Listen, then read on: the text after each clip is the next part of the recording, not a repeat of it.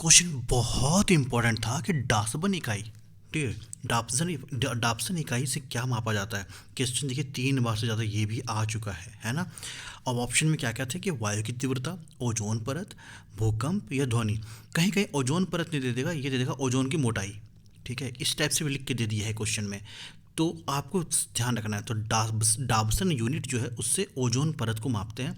और ऑब्वियस सी बात है, जैसे हमें पता चला ओजोन का परत पतला हो गया है, ओजोन परत में छेद हो गया है, ऐसे बहुत सारे पराबैंगनी किरणें पास हो रही हैं वहाँ से, तो बहुत सारे चीज़ होता है ना। तो ये जो डाब्सन यूनिट है ना, इसी से सब कुछ नापा जाता है और पता चलता है हमें। तो क्वेश्चन कैसा था कि डॉप्सन इकाई से क्या मापा जाता है, तो वो है ओजोन परत। चले नेक्स्ट क्वेश्चन देखते हैं क्या आता है वो। जमुना किस नदी का नाम है। बहुत अच्छा क्वेश्चन ये भी, और बहुत इंपॉर्टेंट ये भी है। देखिए हमारे कुछ फ्रेंड लोग ऐसे भी हैं जो कि यमुना जो है उसको समझ लेते हैं जमुना, जो कि है गलत। जमुना अलग नाम है, यमुना अलग नाम है। जमुना एक्चुअली भारत में कोई नदी ही नहीं है, ये बांग्लादेश में जाना जाता है। कैसे, वो जानिए। देखिए ऑप्शन जो दिया गया है नीचे वो देखिएगा। ये ब्रह्मपुत्र दिया गया है, गंगा दिया गया है, गोमती दिया गया है, घाघरा दिया गया है। तो जो ब्रह्मपुत्र और गंगा, इस दोनों की बात करते हैं हम लोग। हालांकि दोनों भारत की नदियाँ हैं, लेकिन ये दोनों नदियाँ बहते बहते ना बांग्लादेश भी जाती हैं। कहाँ जाती है, बांग्लादेश भी जाती हैं। तो बांग्लादेश में ब्रह्मपुत्र का नाम बदल जाता है और ये हो जाता है जमुना। क्लियर हो गया। और गंगा नदी की बात की तो ये हो जाता है पद्मा। क्लियर हो गया। ये क्वेश्चन कई बार आ चुका है, गंगा के बारे में भी और ब्रह्मपुत्र के बारे में भी। तो जमुना किस नदी का उपनाम हो गया, ब्रह्मपुत्र नदी का नाम। कहाँ पे, तो बांग्लादेश में, है ना। ये क्वेश्चन भी बहुत इंपॉर्टेंट था, नोट कर लीजिएगा इस चीज़ को। चलिए, hello friends, welcome back to perfect पुस्तक। दोस्तों आज है मंडे, सोमवार, और हर बार की तरह हम लोग फिर से आ चुके हैं अल्टीमेट जीके का सेट लेके, जो सारे एग्जामिनेशंस के लिए बहुत महत्वपूर्ण है, क्योंकि ये सारे क्वेश्चंस 3 बार से ज़्यादा पूछे जा चुके हैं। कुछ क्वेश्चंस तो 10 बार भी पूछे जा चुके हैं। आज है सेट नंबर 46। 45 सेट्स पहले हो चुके हैं। कोई सेट छूट गया है, बिल्कुल मत घबराना। प्लेलिस्ट का लिंक डिस्क्रिप्शन में जाना, पहले लाइन पे है, वहाँ से एक एक वीडियो देख सकते हैं। हमारा टेलीग्राम ग्रुप भी है, अभी इस पर कुछ चल नहीं रहा। वैसे हम लोग क्विज स्टार्ट करेंगे ताकि क्वेश्चन का रिवीजन होता रहे। इसको ज्वाइन जरूर कर लेना, लिंक भी दे दिया डिस्क्रिप्शन में, आसान लगे तो क्लिक करके ज्वाइन कर लेना, ठीक है। तो सारे एग्जामिनेशन के लिए बहुत इंपॉर्टेंट है, वीडियो के अंत तक ज़रूर बने रहिए। पहला नंबर क्वेश्चन देखिएगा। डूरंड रेखा किन दो देशों के बीच है। डूरंड रेखा किन दो देशों के बीच है। क्वेश्चन बहुत अच्छे अच्छे आने वाले, मैं पहले बता दे रहा हूँ, सारा क्वेश्चन जरूर देखिएगा। तो डूरंड रेखा किन दो देशों के बीच है। ऑप्शन क्या क्या है, पाकिस्तान बांग्लादेश, भारत पाकिस्तान अफगानिस्तान और भारत चीन। 4 ऑप्शंस आपके पास हैं। और हाँ, अगर आपको जवाब पता हो ना, कमेंट बॉक्स में क्वेश्चन नंबर लिखकर ABCD कुछ भी लिखा कीजिए आप लोग, ठीक है। तो आपका भी रिवीजन होगा। तो डूरंड रेखा जो है ना, वो किसके बीच है, तो है पाकिस्तान और अफगानिस्तान के बीच। किसके बीच है, पाकिस्तान और अफगानिस्तान के बीच। ये बहुत इंपॉर्टेंट क्वेश्चन था। अब थोड़ा और इम्पोर्टेंट चीज़ जानते हैं। ये तो पता चल गया किसके बीच डूरंड रेखा है। अब जो क्वेश्चन एग्जामिनेशन में कई बार आ चुका है, ये क्वेश्चन तो अनगिनत बार आ चुका है, बहुत बार। भारत पाकिस्तान के बीच और भारत चीन के बीच। तो भारत पाकिस्तान के बीच है रेड क्लिफ रेखा, और भारत चीन के बीच है मैकमोहन रेखा। ये क्वेश्चन भाई मेरे बहुत बार आ चुका है दोनों। तो ये क्वेश्चन लिख लीजिए। जैसा हमेशा मैं बोलता हूँ, पता नहीं आप लोग करते नहीं करते हैं। कर रहे हैं तो बहुत अच्छी बात है, नहीं कर रहे हैं तो फिर देख लीजिए। क्या बोलूँ मैं, कि हमारा जब भी सेट देखें ना, कॉपी पेन जरूर रखें साथ में। जो है पॉइंट मैं बताता हूँ, सारे पॉइंट बहुत इंपॉर्टेंट होते हैं। देखिए मैंने पाकिस्तान बांग्लादेश के बारे में नहीं बताया यहाँ पे, क्यों। हालांकि पाकिस्तान बांग्लादेश के बीच भी रेड क्लिफ ही है, लेकिन हमने नहीं बताया क्योंकि ये क्वेश्चन मुझे नहीं दिखा आज तक। लेकिन पाकिस्तान भारत और भारत चीन या पाकिस्तान अफगानिस्तान कई बार दिख चुका है मेरे को, इसलिए मैं लेके आया। इसके बीच भी रेड क्लिफ है, लेकिन मैंने इसका जिक्र नहीं करा। तो सारे पॉइंट्स ना परीक्षा से जुड़े हुए हैं, बहुत इंपॉर्टेंट। आपको लिखा कीजिए, मैं बार बार बोलता हूँ। आप जब 10-15 सेट देखेंगे ना, तो आपको लगेगा नहीं कुछ तो हो रहा है, अच्छा है ना, कॉन्फिडेंस लेवल काफ़ी बढ़ेगा। आपको एक चीज़ और इंटरेस्टिंग बताऊं, ये जो भारत और चीन के बीच जो मैकमोहन रेखा है ना, जब ये रेखा खींचा जा रहा था ना बॉर्डर को लेके, तो भारत और चीन का 1962 ईस्वी में लड़ाई हुआ था, है ना। 1962 में इंडिया चीन का लड़ाई हुआ था। तो उनके चीन के बीच जो लड़ाई हुआ भारत से, उसका कारण ही था मैकमोहन रेखा, क्योंकि यही केंद्र था। जो बॉर्डर खींचा जा रहा था, यही उन लोगों का केंद्र था। और इसी को लेके, इस मैकमोहन रेखा बनने की वजह से ही ये 1962 का वॉर भी हुआ था भारत और चीन के बीच। क्लियर हो गया। चलिए सेकेंड नंबर क्वेश्चन पे आते हैं। कर्क रेखा निम्न में से किन राज्यों से नहीं गुजरती है। बहुत अच्छा क्वेश्चन है। तो कर्क रेखा जो भारत के 8 राज्यों से गुजरती है। अब मैं 8 राज्यों के नाम बता रहा हूँ, लिख लीजिएगा, एक रिक्वेस्ट है। अगर उस 8 राज्यों में से इसका नाम किसी का नहीं आया तो आप समझ लीजिएगा कि वही इसका आंसर होगा। वो 8 राज्य कौन कौन से हैं, और क्वेश्चन ऐसा ही पूछा जाता है कि कर्क रेखा किस राज्यों से नहीं गुजरती है। 4 ऑप्शन दे दिए, एक राज्य का नाम दे दिया जो गलत है। ऑप्शन कौन कौन से वो देखिए, सबसे पहले गुजरात, राजस्थान, ठीक है, सीक्वेंस नहीं ऐसे बता रहा हूँ, गुजरात है, राजस्थान है, छत्तीसगढ़ है, सीजी, कितने हो गए, 3 हो गए, एमपी हो गए, मध्य प्रदेश 4, त्रिपुरा हो गया 5, झारखंड हो गया 6, वेस्ट बंगाल हो गया 7, मिजोरम हो गया 8। ठीक है, कौन कौन से स्टेट हैं, राजस्थान, गुजरात, छत्तीसगढ़, मध्य प्रदेश, त्रिपुरा, झारखंड, वेस्ट बंगाल और मिजोरम, ये 8 स्टेट। अब देखिए छत्तीसगढ़ है ऑप्शन में, यस है। आंध्र प्रदेश है, नहीं है, इस यही इसका आंसर होगा। झारखंड भी है, राजस्थान भी है, तो आंध्र प्रदेश जो है वहाँ से कर्क रेखा नहीं गुजरती है, इन सिर्फ 8 राज्यों से गुजरती है, ऐसा क्वेश्चन आता है। अगले क्वेश्चन पे जाते हैं। भारत में कागज़ का पहला सफल कारखाना कहाँ लगाया गया था। देखिए यहाँ पे क्वेश्चन क्या है, सफल कारखाना, इसका मतलब इसके पहले कोई फेल भी हुआ होगा तभी तो सफल की बात कही है। सूरत, कोलकाता, जयपुर और लखनऊ। देखिए जो कागज़ का फैक्ट्री लगा ना, सबसे पहले दोनों फैक्ट्री, सफल और जो फेल्योर हुआ, दोनों लगा था वेस्ट बंगाल में, वेस्ट बंगाल में। ठीक है, ऑप्शन भी कहा जाए तो कोलकाता ही आ जाएगा। चलिए अब आगे जाते हैं। 1832 ईस्वी में, 1832 ईस्वी में श्री रामपुर कहाँ पड़ गया, वो पड़ा कोलकाता में ही। 1832 ईस्वी में श्री रामपुर में कागज़ का फैक्ट्री लगा था, लेकिन जो फेल हो गया, नहीं चला। फिर 1870 ईस्वी में बाली नाम की जगह पे, बाली प्लेस, ये भी वेस्ट बंगाल में ही पड़ता है, जहाँ पर कागज़ का आधुनिक फैक्ट्री लगा और वो सफल हो गया, और ये कहाँ पड़ा, कोलकाता। क्लियर हो गया। तो 1832 वाला फेल हो गया, 1870 वाला सक्सेस हो गया। अगले क्वेश्चन पे आते हैं, बहुत इंपॉर्टेंट क्वेश्चन ये भी है। वायुयान के चक्के में कौन सी गैस भरी जाती है, वायुयान के चक्के में कौन सी गैस भरी जाती है।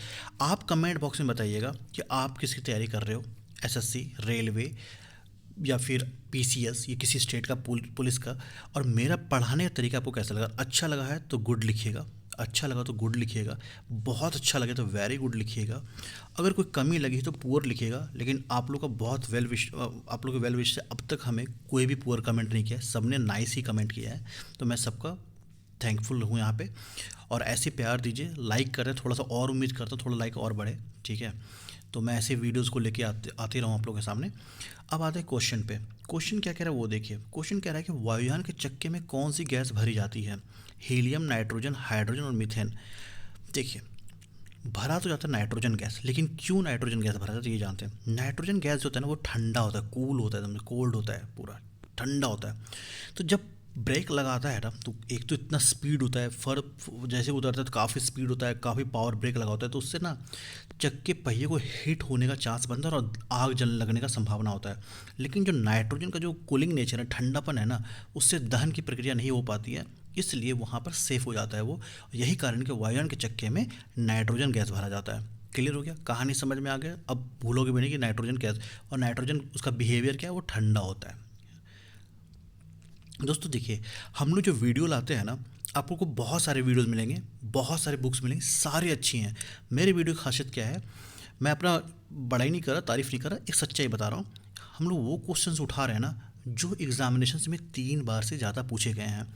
अब ऐसा क्या है कि पढ़ते पढ़ते जीके का अंत नहीं है। आप 10,000 जीके रट लो, नहीं संभव हो पाएगा। एक होता है स्मार्ट स्टडी, होता है हार्ड स्टडी। आप स्मार्ट स्टडी करो ना, जहाँ से कुछ चांसेस है कि आप ज़्यादा अटैम्प्ट ले पाओ, है ना।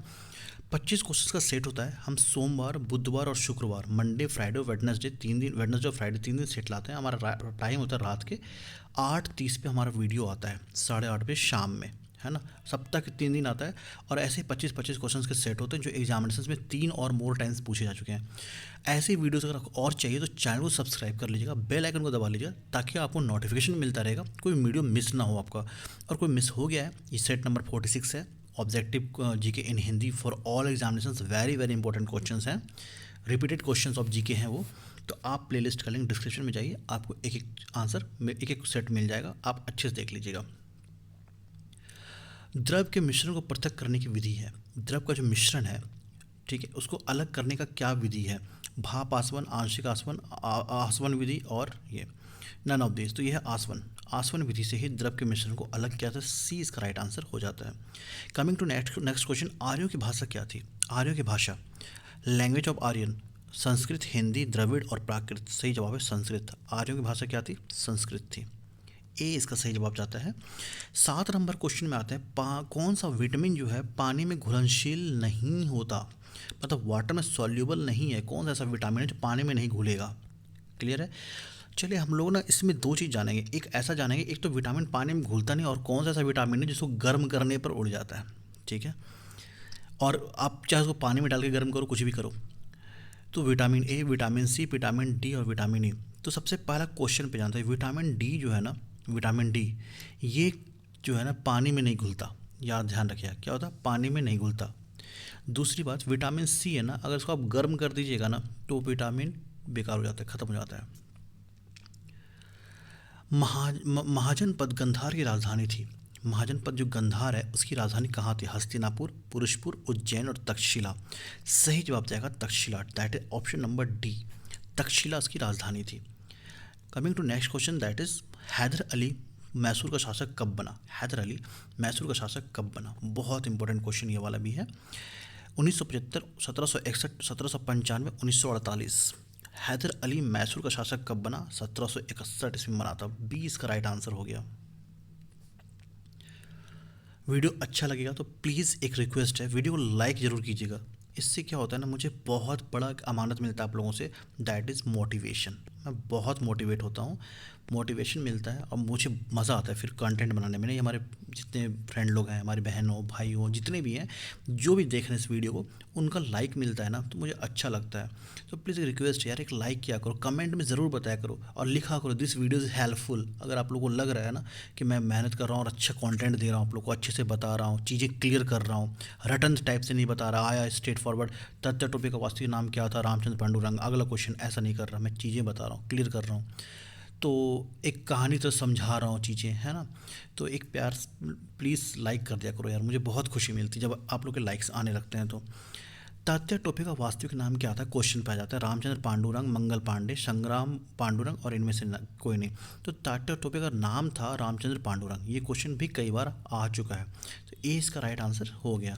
अगले क्वेश्चन पे आते हैं और जितने पॉइंट बता रहे हैं प्लीज़ उसको लिख लिया करो, बहुत इंपॉर्टेंट क्वेश्चन है। जमुना किस नदी का उपनाम है? जमुना ब्रह्मपुत्र, गंगा, गोमती और घाघरा। तो जमुना को बांग्लादेश में जमुना ब्रह्मपुत्र को बोलते हैं। किसको बोलते हैं? ब्रह्मपुत्र को जमुना बोलते हैं और गंगा को पद्मा बोलते हैं। कहाँ पर? बांग्लादेश में। ठीक है, भारत में नहीं। ये नदी ब्रह्मपुत्र बहते बहते बांग्लादेश जाती है, गंगा भी जाती है, बंगाल की खाड़ी में गिरती है, लेकिन इसका नाम वहाँ बदल जाता है, गंगा से हटाकर इसको पद्मा बोलते हैं। अगला क्वेश्चन क्या है बोलते? सुभाष चंद्र बोस के राजनीतिक गुरु कौन थे? सुभाष चंद्र बोस के राजनीतिक गुरु गोपाल कृष्ण गोखले, बाल गंगाधर तिलक, लाल लाजपत राय, चितरंजन दास।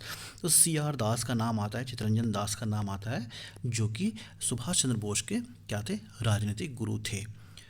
अगला क्वेश्चन आता है, पूर्ण स्वराज का नारा किसने दिया था? बहुत इंपॉर्टेंट क्वेश्चन ये वाला भी, वेरी इंपॉर्टेंट क्वेश्चन। पूर्ण स्वराज का नारा कितनी बार आ चुका है? तो ये बात है 1929 ईस्वी की।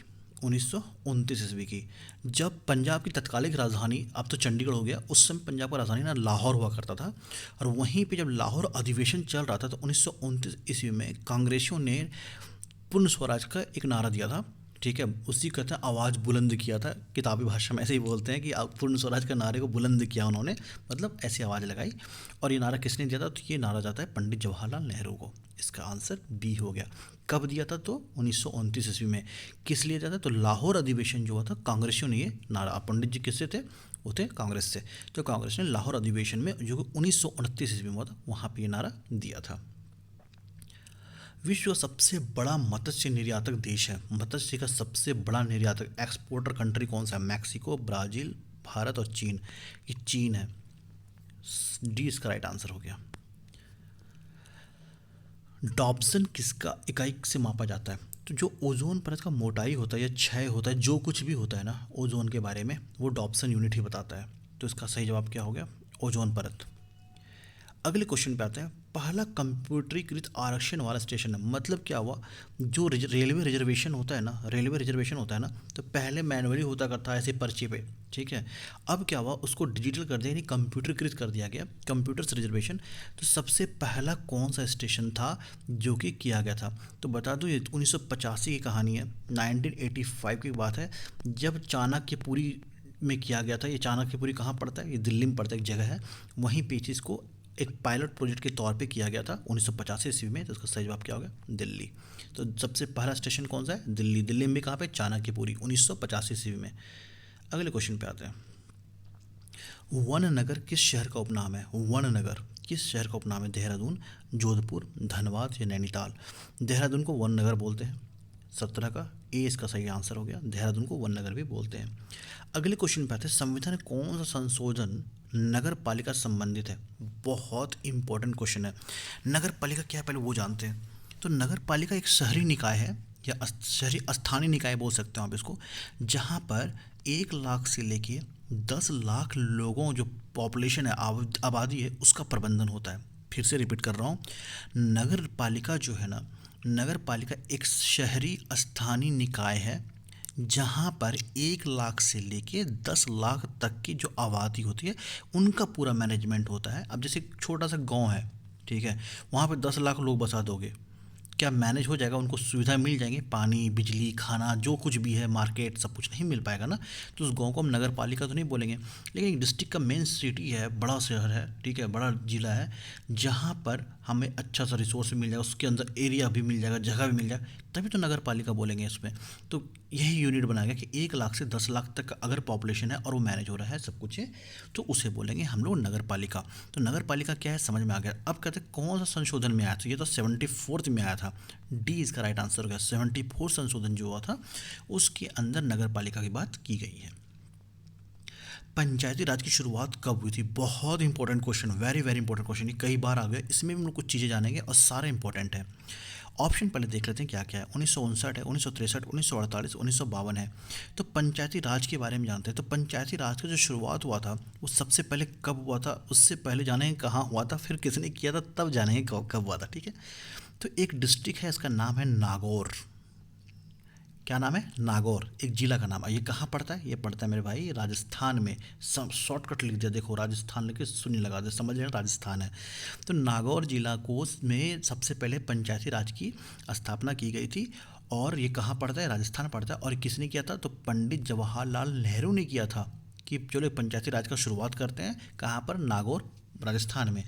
तो अब कब किया? तो किया 2 अक्टूबर। क्यों भाई 2 अक्टूबर आया? क्योंकि हमारे महात्मा गांधी राष्ट्रपिता का जन्मदिन था।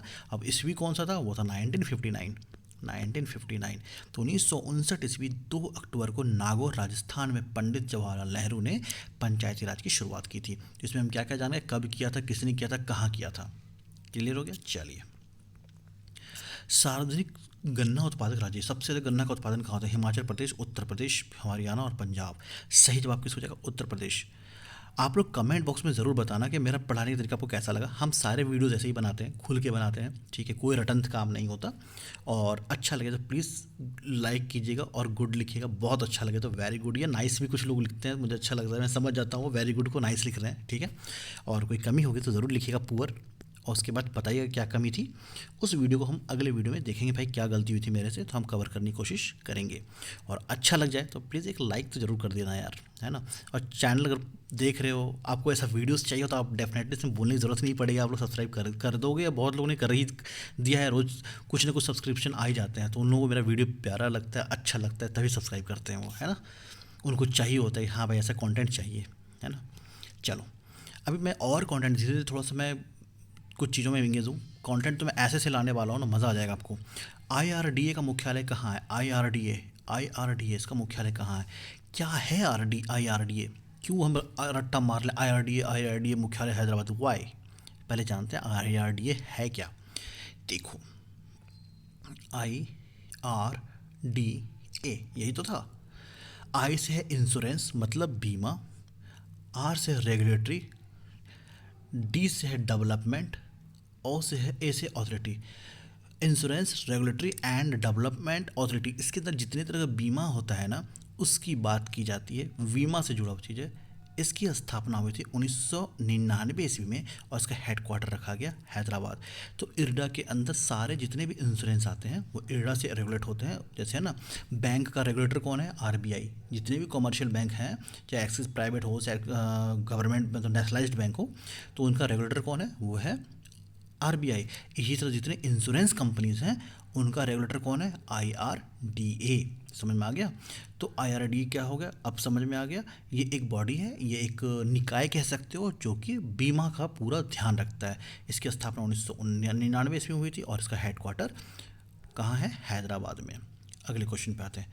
ओपेक में कुल कितने सदस्य हैं? भाई क्या है ओपेक? फिर से जानते हैं ओपेक क्या है, कोई बात नहीं, ओपीईसी। फिर समझना, पॉइंट्स को लिख लीजिएगा मेरे भाई, हम रिक्वेस्ट करते हैं बार बार आप लोगों से। देखो ओपेक क्या है, थोड़ा इसको अंदर लिखते हैं और सही रहेगा, यहाँ पे लिखते हैं ओपीईसी। ओपेक है, ओ से है ऑर्गेनाइजेशन, लिख लीजिएगा, ऑर्गेनाइजेशन ऑफ, पी से है पेट्रोलियम, ठीक है, ई से है एक्सपोर्टिंग,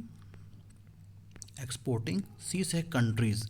मतलब ये एक संगठन है पेट्रोलियम एक्सपोर्टिंग कंट्रीज़ का। कंट्रीज़ मतलब क्या है? प्लूरल हो गया, एक से ज़्यादा कंट्री होंगे इसके अंदर, बिल्कुल। तो ये एक्सपोर्टिंग जो कंट्री पेट्रोल का निर्यात करती हैं उनका एक संगठन है आपस में एक अच्छा रिलेशन बनाने के लिए। और ये ओपेक जो है अकेला पूरा वर्ल्ड में 40% पेट्रोल का निर्यात करता है। क्लियर हो गया? तो अब जानते हैं इसके अंदर कितने सदस्य देश हैं। तो सबसे पहले ये जाने ओपेक, देखो ओपेक के बारे में अगर वीडियो बनाना हो तो आप कमेंट बॉक्स में बताइएगा, मैं बड़ा वीडियो बना दूंगा, लेकिन इंपॉर्टेंट पॉइंट्स तो यहाँ जान ही लेते हैं। तो ओपेक का फुल फॉर्म पता चल गया। ओपेक इस ऑर्गेनाइजेशन है, एक संगठन है और पेट्रोलियम एक्सपोर्टिंग कंट्री, जो पेट्रोलियम एक्सपोर्ट करते हैं उन देशों का। इससे आगे कुछ नहीं। अब जानते हैं इसकी स्थापना कब हुई। इसकी स्थापना हुई थी 14 सितंबर 1960 ईस्वी में, लेकिन ये जो इफेक्ट में आया वो आया जनवरी 1961 ईस्वी में। कब आया? जनवरी 1961 ईस्वी में आ गया। इसका हेडक्वार्टर कहाँ है भाई? इसका हेडक्वार्टर वियना, जो कि ऑस्ट्रिया की राजधानी है। ऑस्ट्रेलिया मत लिख देना, ऑस्ट्रेलिया अलग है, ऑस्ट्रिया अलग है, ऑस्ट्रिया अलग है, ठीक है, ऑस्ट्रिया अलग है। इसकी राजधानी कहाँ है? वियना, ठीक है। तो यहीं पे इसका हेडक्वार्टर है। अब आते हैं इसके सदस्य देश कितने हैं। इसके सदस्य देश ना 14 थे, लेकिन एक देश कतर जो है ना, कतर 2018 ईस्वी में बाहर हो गया। क्लियर हो गया? तो अब सदस्य देश कितने बच गए? -1 हो गए, 13। ये इसका आंसर हो गया। अब समझ में आ गया कि ओपेक क्या है, इसकी स्थापना कब हुई थी, काम करना कब से शुरू किया, इसके अंदर कितने सदस्य देश हैं, अब कितने सदस्य देश हैं, ठीक है। अब इसके देश कौन कौन से ये भी जानना है तो एक अलग वीडियो बना दूंगा, वरना वीडियो फालतू बहुत लंबा हो जाएगा। अम्लराज बनाने में प्रयुक्त होता है। अम्लराज बनाने में क्या प्रयुक्त होता है? H2SO4, HNO3, HCl, H2 NaOH। समझिए इस क्वेश्चन को, इसमें एक पर्टिकुलर ऑप्शन नहीं है। अगर पर्टिकुलर रखें तो ज़्यादातर हम HCl यूज़ करेंगे। क्यों? अगर अम्लराज बनता है इसमें जो सांद्र HNO3 है इसका 1 रेशियो लेते हैं और 3 रेशियो में हम लेते हैं सांद्र HCl। तो HNO3 1 रेशियो में और 3 रेशियो में HCl मिलकर ही हमारा बनाता है अम्लराज, ठीक है। समझ में आ गया? HNO3 और HCl। क्वेश्चन ऐसा आ जाता है कि अम्लराज बनाने के लिए सांद्र HNO3 का क्या रेशियो होता है, मतलब अनुपात होता है, तो वो 1 होता है, जबकि HCl जो हाइड्रोक्लोरिक अम्ल है उसका क्या होता है? 3 का अनुपात होता है। तो 1:3 में यूज होता है सांद्र HNO3 और सांद्र HCl। क्लियर हो गया? चलिए आज की वीडियो का सेकंड लास्ट क्वेश्चन बहुत ही इंपॉर्टेंट मस्त क्वेश्चन। मानव मूत्र में यूरिया का कितना प्रतिशत होता है? यूरिया जो होता है कितना परसेंट होता है? ह्यूमन का जो यूरिन होता है, पेशाब होता है, उसमें यूरिया कितना प्रतिशत होता है? बहुत इंपॉर्टेंट क्वेश्चन है। ऑप्शन देख लेते हैं, 2.5%, 3%, 2%, 4.5%। अब जानते हैं इसमें क्या क्या, जो हमारा यूरिन होता है उसमें क्या क्या होता है। देखिए किसी भी चीज़ का मैक्सिमम परसेंट क्या होता है? वो होता है 100%, इससे आगे तो कभी नहीं होता, ठीक है। इस 100% में से 96% तो होता है वाटर। क्या होता है? 96% वाटर। बच क्या गया? बच गया 4%, 4 ही तो बचा। इस 4% में 2% होता है यूरिया और 2% होता है अन्य पदार्थ, ठीक है। तो आंसर क्या हो गया?